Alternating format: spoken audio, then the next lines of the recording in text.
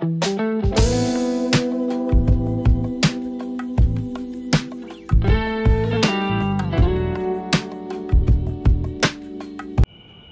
Friends, இன்னைக்கு வந்து பார்த்தீங்கன்னா இன்னைக்கு ஆக்சுவலாக இன்னைக்கு எங்கள் ஆச்சி இறந்த நாள் 31st ரிமெம்பரன்ஸ் டே வந்து.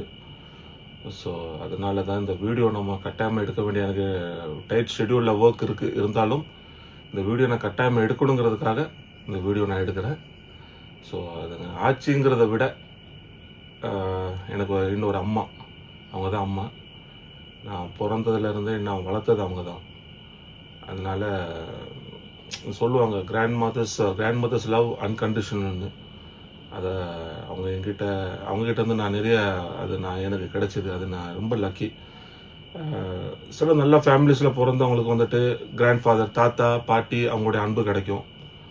அந்த லிஸ்ட்டில் நானும் இருக்குங்கிறது வந்து எனக்கு ரொம்ப ஒரு மனசில் வந்து ரொம்ப ஒரு சந்தோஷமான ஒரு விஷயம்.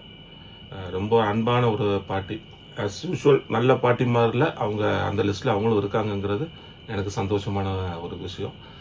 ஸோ எனக்கு எங்கள் அப்பா அம்மா கிட்ட இருந்து கிடைக்காத அந்த பாசமெல்லாம் என் பாட்டிக்கிட்ட இருந்து, எங்கள் ஆட்சிக்கிட்ட இருந்து கிடைச்சதுங்கிறது வந்துட்டு really I am grateful to her. And சொல்லணும்னா சின்ன இதில் இருந்து எனக்கு வந்துட்டு சர்ச்சில் எப்படி நான் போகணும், சர்ச்சில் எப்படி இருக்கணும், எப்படி ரோசரி நம்ம ப்ரே பண்ணணும், மாஸ் எப்படி அட்டன் பண்ணணும், எந்த இடத்துல எழும்பணும், எந்த இடத்துல உட்காரணும், எல்லாம் கற்றுக் கொடுத்தது அவங்க தான். ஸோ நான் யங்காக இருக்கும்போதே ஒரு 18-19 இயர்ஸ்லேயே அவங்க இறந்துட்டாங்க. ஸோ அது ஒரு எனக்கு ஒரு பிக் ட்ராபேக். இன்னொரு 10 வருஷம் அவங்க இருந்திருந்தாங்கன்னா நான் தெரிஞ்சோ தெரியாமலோ பண்ண நிறைய தவறுகள் நான் பண்ணாமல் இருந்திருப்பேன். ஏன்னா கூட இருந்தனால அவங்க வந்து கைட் பண்ணியிருப்பாங்க. அவங்க இல்லாததுனால ஃப்ரெண்ட்ஸ்மாரோட சேர்ந்து செஞ்ச ராங் ஆட்டிடியூட்ஸ், பிஹேவியர்ஸ் அண்ட் பர்சனலாக நான் செஞ்சது எல்லாமே அதில் வந்துருச்சு.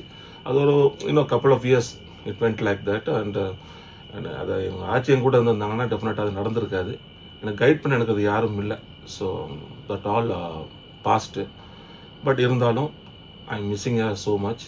அவங்க அன்பு வந்துட்டு 31 வருஷம் ஆகியும் அவங்க என்ன அன்பை எங்கிட்ட செலுத்தி என் மேலே வந்து வச்சு அவங்க என்னை வளர்த்தாங்க அப்படிங்கிறது வந்துட்டு இந்த 31 வருஷம் ஆகி என்னால் அவங்கள டோட்டலாகவே மறக்க முடியாது. அஃப்கோர்ஸ் நான் ஃபேக்டாக சொல்லணும்னா கடைசி என் மூச்சு இருக்கிற வரைக்கும் என்னால் அவங்கள மறக்கவே முடியாது. ஸோ அவங்க அவ்வளோ அன்பான ஒரு ஆச்சு. திரும்பவும் சொல்கிறேன், உங்களுக்கு கிடைச்ச நல்ல பாட்டி தாத்தாமாரில் அந்த லிஸ்ட்டில் எங்கள் ஆட்சியும் இருக்கிறாங்கங்கிறது எனக்கு ரொம்ப சந்தோஷம். ஆண்டவர் கொடுத்த ஒரு பெரிய கிஃப்ட் எனக்கு அவங்க. ஸோ இதில் இன்னொரு விஷயம் என்னென்னா, வருத்தமான ஒரு விஷயம் என்னென்னா, அவங்க இறக்குறதுக்கு ஒரு 3-4 வருஷத்துக்கு முன்னாடி நான் அவங்கள கோவத்தில், அவங்க ஒன்றும் இல்லை ஏதோ எடுத்து கேட்டாங்கன்னு போது, உங்களுக்கு ஒரு வேலை இல்லையா, செத்து தொலைங்களேன் அப்படின்னு ஒரு வார்த்தையை சொல்லிட்டேன். அந்த வார்த்தை வந்து சொல்லிட்டு நான் போயிட்டு அவங்க கேட்டது செஞ்சுட்டேன், எடுத்து கொடுத்துட்டேன். பட் எடுத்து கொடுத்த பிறகு நான் எடுத்து கொடுக்கறதுக்கு அவங்க பக்கத்தில் அவங்க கண்ணெல்லாம் கலங்கி ஆல்மோஸ்ட் அவங்க அழுகிற அந்த சிச்சுவேஷனுக்கு வந்துட்டாங்க. ஏன் ஆச்சு அழுகுறீங்க அப்படின்னு. ஒன்றும் இல்லையா ஆச்சு, நான் தெரியாமல் சொல்லிட்டேன், நான் மன்னிச்சுக்கோங்க அப்படின்னா. பரவாயில்லப்பா, நீ தானே சொன்னேன், இதில் என்ன ஆக போகுது அப்படின்னு அவங்க வந்து அதை வந்து ஒரு கேராகவே பண்ணலை. பட் அது எனக்கு வந்து இன்னைக்கு வரைக்கும் அதை நான் சும்மா கூட சொல்லலை. நான் வந்து அவங்கள வந்து செத்து தொலைங்கன்னு தலையில் வேலை லைட்டாக தட்டிட்டு, அடிக்கலை, தலையில் லைட்டாக தட்டிட்டோம், செத்து தொலைங்கன்னு என்ன போயிட்டு உயிர் எடுக்கிறீங்க அப்படின்ட்டேன். நான் அப்போதான் ஏதோ கிரிக்கெட் மேட்ச் ஏதோ விளையாண்டுட்டு வந்த நேரம் நானும் டயர்டாக இருந்தேன். பட் இருந்தாலும் என்ன டயர்டாக இருந்தாலும் அவ்வளோ அன்பான ஒரு அம்மா, அவ்வளோ அன்பான ஒரு ஆட்சிக்கிட்ட நான் வந்து அப்படி நடந்தது வந்து இன்னைக்கு வரைக்கும் எனக்கு வந்து அது வந்துட்டு ஒரு டிஃபால்ட்டாகவே இருக்குது. ரொம்ப ஒரு என்ன சொல்கிறது, ஒரு அன்பு செஞ்சவங்கள. இப்போ நம்ம ஆண்டவர் இருக்காங்க, ஜீசஸ் இருக்காங்க, நம்மளுக்காக பாடுபட்ட அந்த பாடுகளை நினைக்கும் போது நம்மளே தெரியாமல் நம்ம அழுகுறோம் இல்லையா. அதே மாதிரி தான் நம்ம மேலே அன்பு செலுத்தின ஒரு அருமையான ஒரு பாட்டி ஆச்சு அவங்கள வந்து இப்படி செஞ்சுட்டோமேங்கிறத எத்தனை தடவை அவங்கள்ட்ட நான் மன்னிப்பு கேட்டேன், அது ஓகே. பட் இருந்தாலும் ஒரு உண்மையான ஒரு அன்பு செஞ்சவங்களை வந்து நம்ம அப்படி நடத்தும் போது அது லைஃப் லாங் வந்து அந்த பெயின் இருக்குங்கிறத நான் வந்து இப்போ ரெகக்னைஸ் பண்ணுறேன். இந்த வீடியோ எடுக்க காரணம் என்னென்னா, உங்களை அன்பு செய்கிறவங்கள, அது பெரியவங்களா இருக்கலாம், சின்னவங்களா இருக்கலாம், அவங்க ஃப்ரெண்ட்ஸாக இருக்கலாம், யாராக இருக்கலாம், அவங்க சரௌண்டிங்ஸில் தெரிஞ்சும் தெரியாமையும் கூட அவங்கள வந்து ஹர்ட் பண்ணாதீங்க. ஏன்னா நம்ம ஹர்ட் பண்ணும்போது வந்து அது நமக்கு தெரியாது. நம்ம ஒருவேளை நம்ம வந்து நினைப்போம், அவங்க அப்படி செஞ்சுட்டாங்க, நம்ம இப்படி பண்ணிட்டோம்னு. பட் நமக்கு முன்னாடி அவங்க போய் சேர்ந்துட்டாங்கன்னு வச்சுக்கோங்க, அந்த அந்த பெயின் வந்து பயங்கரமாக இருக்கும். ஸோ அதை யாருக்குமே பண்ணக்கூடாதுங்கிறதுக்காக தான் இந்த வீடியோ. ஏன்னா அவங்க பிறந்ததுலேருந்து அவங்க கஷ்டம்னாலே அவங்களுக்கு என்னன்னு தெரியாது, பசினாலே என்னன்னு தெரியாது.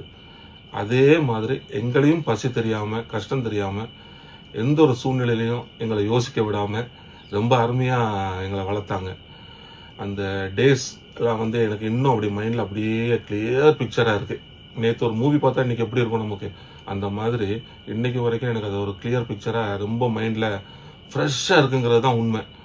ஸோ எங்கள் அப்பா அம்மா என் மேலே பாசம் செலுத்தினாங்களா, வேறு யாரும் பாசம் செலுத்தினாங்களாங்கிறத விட, அஃப்கோர்ஸ் எங்கள் தாத்தா வந்து அவங்க பேர் மேத்யூ குயிங்க. அவங்க வந்துட்டு ஒரு 2 வயசுலேயே, நான் 2 வயசாக இருக்கும்போது அவங்க இறந்துட்டாங்க. இன்னொரு தாத்தா, அப்பாட அப்பா, ஜான் பெர்னாண்டோ, அவங்களும் என் மேலே அன்பாக தான் இருந்தாங்க. பட் அவங்களும் நான் சின்ன வயசு, ரொம்ப நான் ஒரு 7 வயசு 8 வயசுல இருக்கும்போது இறந்துட்டாங்க.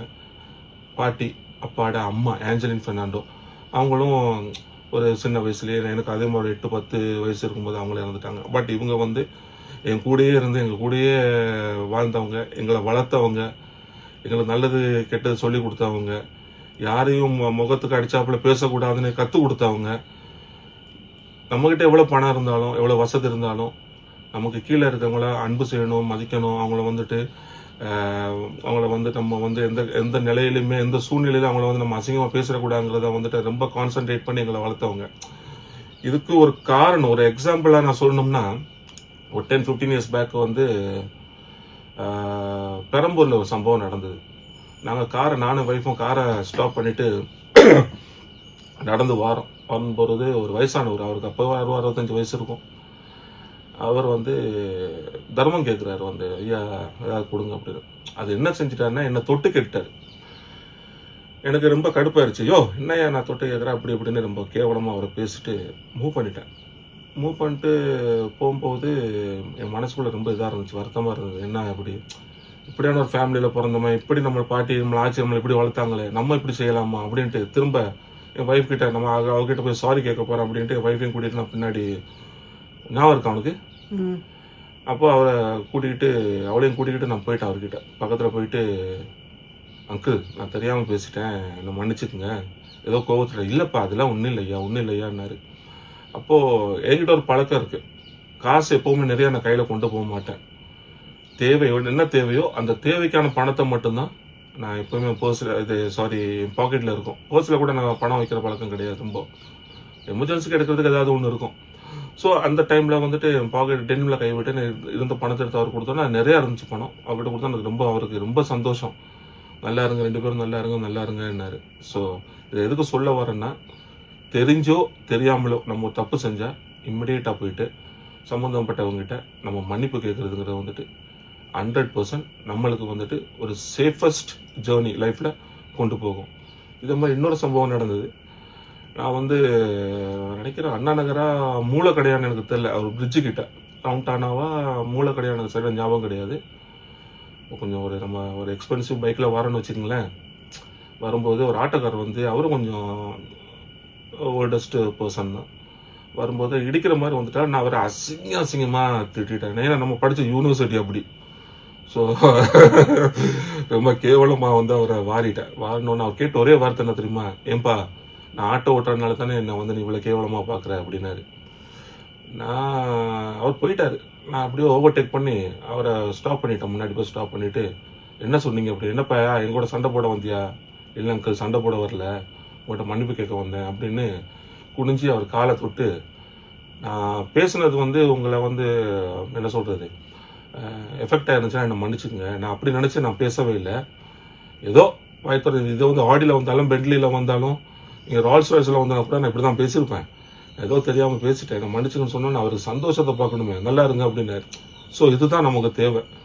நம்ம ஹியூமன், கட்டாயமாக டெஃபினட்டாக நம்ம வந்து மிஸ்டேக் பண்ணாதான் மனுஷன், மிஸ்டேக் பண்ணிட்டு தெய்வம். ஸோ மிஸ்டேக் பண்ணிக்கிட்டே இருக்கக்கூடாது. அதில் வந்து நம்ம வந்து ரிகவர் ஆகி அதை நம்ம வந்து தெரிஞ்சுக்கணும், நம்ம செஞ்சது தப்பு அப்படின்னு தெரிஞ்சுக்கிட்டு அதுலேருந்து வெளியே வந்தால் தான் you are a human, good human, born for a good family அப்படிங்கிற மாதிரி. அதுதான் கான்செப்ட், அதுதான் உண்மை. ஸோ இந்த மாதிரி சூழ்நிலையில் வந்துட்டு நம்ம எப்போவுமே ஒரு தப்பு செஞ்சுட்டா சம்மந்தப்பட்டவங்க கிட்ட மன்னிப்பு கேட்கறதுல வெக்கப்படவே கூடாது. நல்லவங்களோ கெட்டவங்களோ நம்ம யாருமே ஹர்ட் பண்றதுக்கு வச்சுக்க கூடாது. இப்போ நம்மளுக்கு ஒரு ஏஜ் ஆன பிறகு அது தெரியுது. ஆனா நான் யங்ஸ்டர்ஸ்க்கு நான் சொல்ல வர்றது என்னன்னா, நீங்க சின்ன வயசுலயே இதை நீங்க கத்துக்கணும். ஏன்னா பிறகு ஒரு 40, 45, 50 இந்த ஏஜ் வரும்போது நம்ம ரெகக்னைஸ் பண்ணக்கூடாது. இந்த தப்பு நம்ம பண்ணமே, இது நம்ம இப்போ ஹர்ட் ஆகுது, இப்போ நம்ம நினைக்கிறோமே, அதே இல்லாம எப்பவுமே ஜாலியா இருக்கணும்னா யங் ஏஜ்ல இருந்து இதை நம்ம ஸ்டெப் பை ஸ்டெப்பா நம்ம பழகிக்கணும். யாரையுமே ஹர்ட் பண்ணக்கூடாது. தெரியாம ஹர்ட் பண்ணாலும் அழகான ஒரு வார்த்தை இருக்கு, சாரி. சாரியை கேட்டுட்டு நம்ம அவங்களும் நம்மளை மன்னிச்சிடுவாங்க. ஸோ இதுதான் லைஃப். நான் எங்கள் பாட்டிக்கிட்ட இருந்தால் இதெல்லாம் நான் கற்றுக்கிட்டேன். அருமையான ஒரு ஆட்சி, ஜோசபின் சேவியர் அம்ப்ரோஸ் அம்மாள் பீரிஸ் அவங்க பேர். ஸோ இப்போ நினைச்சாலும் அழுக தான் வருது. அருமையான ஒரு ஜீவனை நான் வந்து இழந்துட்டேன். எங்கள் அப்பா அம்மா உண்மைக்குமே எனக்கு அந்த அளவுக்கு என் மேலே பாசமாக இருந்தாங்களாங்கிறது கொஸ்டின் மார்க். இல்லவே இல்லை. எல்லாமே அவங்க தான் எனக்கு. அதுக்கு பிறகு அவங்க லைஃப் பார்த்தீங்கன்னா தான் நான் சொன்னேன், she's born with silver spoon. அவங்களுக்கு கஷ்டம்லாம் என்னன்னு தெரியாது. பட் அவங்களோட லாஸ்ட் டேஸ் வந்து கொஞ்சம் அவங்க எங்கள் கூட இருக்கலை. எங்கள் அம்மாவுடைய தம்பி வீட்டில், அவங்க பையன் வீட்டில் அவங்க இருந்தாங்க. அவங்க இறக்கும்போது அவங்க சரியாக அவங்க ட்ரீட் பண்ணலைங்கிறது தான் உண்மை. வயசான காலத்தில் அவங்களுக்கு தெரியும், தலையில் சில என்ன சொல்கிறது, அந்த என்ன சொல்லுவாங்க பேனா, அதெல்லாம் அவங்க வர ஆரம்பிச்சுட்டு அவங்க யாருக்குமே அவங்களுக்கு வந்து தொல்லையாக இருந்தது கிடையாது. டாய்லெட் போகிறதுனாலும் யூரின் போகிறதுனாலுமே அவங்க வந்து அவங்களாவே எல்லாமே பண்ணிக்குவாங்க. பட் இந்த எஃபெக்ட் அவங்களுக்கு இருந்தனால எங்கள் அம்மாவோட தம்பி என்ன பண்ணாங்க, அம்மாவோட தம்பி பண்ணாங்களா, தம்பியோட சம்மந்தப்பட்ட பண்ணாங்களா எனக்கு இன்னைக்கு வரைக்கும் தெரியாது. அவங்களுக்கு மொட்டை அடிச்சிட்டாங்க. ஸோ மொட்டை அடித்தது வந்துட்டு எனக்கும் எங்கள் அப்பாவுக்கும் எங்கள் அம்மாவுக்கும் தெரியாது. இன்ஃபேக்ட் எங்கள் அப்பா வந்து அவங்கள வந்து ஒரு மாமியாராக பார்க்கவே இல்லை. ஏன்னா நான் சின்னதுலேருந்து எங்கள் ஆச்சி எங்கள் கூட இருக்காங்க, எங்கள் அப்பா எங்கள் அம்மா எங்கள் கூட இருக்கிறாங்க. எங்கள் அப்பா வெளிநாடு போயிட்டு வந்தாலும் கூட அவங்கள வந்து ஒரு தாயாக தான் பார்த்தாங்க. ஒரு நாளும் கூட அவங்க 2 பேருக்கும் ஒரு வாய் தர்க்கம் வந்தது கூட நான் பார்த்தது கிடையாது. 100% ஒரு தாயாக தான் பார்த்தாங்க. ஏன்னா எங்க ஆச்சா அவங்க மேலே ஒரு பையனா, ஒரு மகனா, இன்னொரு மகனா தான் அவங்க பார்த்தாங்க. அவங்கள வழிய வித்தியாசமாக அவங்க பார்க்கல. ஸோ இந்த காலகட்டத்தில் பார்த்தீங்கன்னா அவங்கள மொட்டை அடிச்சிட்டாங்களா, நாங்கள் அவங்க ஆட்சியை பார்க்குறதுக்கு போகிறோம். அவங்க வீட்டுக்கு போகும்போது ஆட்சியை கையை பிடிச்சிட்டு அழுகுறாங்க, மொட்டை அடிச்சிட்டாங்க ஐயா, இன்னும் கண்ணுக்குள்ளே இருக்குது. எங்கள் அப்பா பெரிய சண்டையெல்லாம் போட்டார், யாருக்கிட்ட இப்படி பண்ணேன் அப்படி இப்படி. அதுலேருந்து ஒரு 1 மந்த்தில் அவங்க இறந்துட்டாங்கன்னு வைங்க. நான் தான் தூக்கிட்டு போகிறேன், காரில் வைக்கிறேன், ஹாஸ்பிட்டல் கூட்டிகிட்டு போகிறேன். நல்லா இருந்தாங்க. நைட்டு வந்துட்டோம். திடீர்னு நைட்டு மிட் நைட்டு இன்னொரு மாமா வந்து எங்கள் வீட்டில் வந்து சொல்கிறாரு, இப்படி ஆச்சு சீரியஸாக இருக்காங்க அப்படின்னு. எங்கள் அம்மா ஹாஸ்பிட்டலில் இருக்காங்க. நானே எங்கள் அப்பா அந்த மாமா சம்மந்தப்பட்ட இன்னொரு மாமா வீட்டில் இருந்தான்னு சொன்ன அவர் இல்லை, இன்னொரு மாமா. அவர் என்ன பண்ணுறாரு, அவங்களோட நாங்களும் இப்போ காரில் கிளம்பி ஹாஸ்பிட்டல் போகிறோம். நான் சொல்கிறேன் 31 இயர்ஸ் பேக் நடந்தது. போகிறோம். ஆச்சு என் கையை பிடிச்சிட்டு, ஐயா அப்பா சொன்னது கேட்டு நடக்கணும், அம்மா சொல்றது கேட்டு நடக்கணும், ஆண்டருக்கு பயந்து நட, இப்படி ஜெபம் பண்ணு, அப்படி இப்படி எல்லாம் சொல்லிட்டு என் கையை பிடிச்சிட்டு வந்து அப்படியே அவங்க இறந்துட்டாங்க. ஸோ அது என்ன சொல்றது, அவங்க இறப்புங்கிறது வந்து எனக்கு மட்டும் கிடையாது, எங்கள் அப்பாவுக்கு அது பெரிய எஃபெக்டாக இருந்துச்சு. நாங்கள்லாம் கொஞ்ச நாள் சாப்பிடாமே இருந்தோம். சாப்பாடே இறங்கல. ஒரு நாளைக்கு ஒரு வேளை சாப்பிட்றது கூட ரொம்ப கஷ்டம். அந்த அளவுக்கு பெயின். அவ்வளோ அருமையான ஒரு அன்பான ஒரு ஜீவன், ஆண்டோடைய படைப்புல. அப்படி ஒரு குடும்பத்தில் நான் பிறந்தது வந்துட்டு ரொம்ப ஒரு என்ன சொல்றது பாக்கியம்தான். பட் என் லைஃப் ஸ்டைலில் இடையில நான் வெளிநாடு போனேன், வந்தேன், நிறைய friends, wrong attitudes, wrong behaviours, இது எல்லாமே என் லைஃப்பில் வந்துச்சு. இந்த நேரம் என் ஆட்சி என் கூட இருந்திருந்தா இது நடந்திருக்காது. ஸோ இன்னொரு 10 இயர்ஸ் அவங்க என் கூட இருந்திருந்தாங்கன்னா லைஃப் எங்கேயோ மாறி இருக்கும். இன்னும் பர்ஃபெக்டாக லைஃப்பை நான் வந்து இந்த ஜேர்னியில் இருந்திருப்பேன். ஸோ யாருமே எப்போவுமே பெரியவங்களையோ சின்னவங்களையோ உங்களை அன்பு செய்கிறவங்களையோ தெரிஞ்சோ தெரியாமையோ ஹர்ட் பண்ணாதீங்க. பண்ணிட்டா மன்னிப்பு கேட்டுருங்க. அதுதான் சரியான ஒரு ரிகவரி. ஸோ இந்த வீடியோ கட்டாயமாக எடுக்கணும். இந்த வீடியோ நான் போடணுங்கிறதுக்காக தான் இந்த வீடியோ எடுக்கிறேன். உங்கள் வீட்டில் ஒரு பாட்டி இருப்பாங்க, உங்கள் வீட்டில் உங்கள் அம்மா இருப்பாங்க, வயசானவங்க. இப்பயே அன்பு செய்ய ஆரம்பிங்க. அவங்க இறந்த பிறகு வருத்தப்படாதீங்க. Take care. Catch you in another video. Bye bye.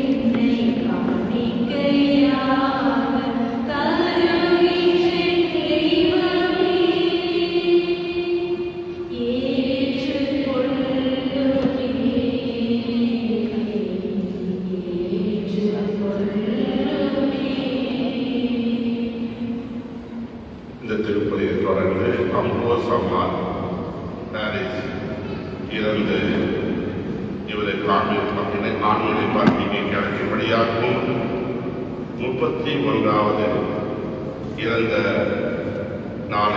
இறந்த ஆண்டை கொண்டாடுகின்ற நேரத்திலே உடைய குடும்பத்தாருக்கு எல்லா விதமான ஆசீர்வாதம் கிடைக்கும்.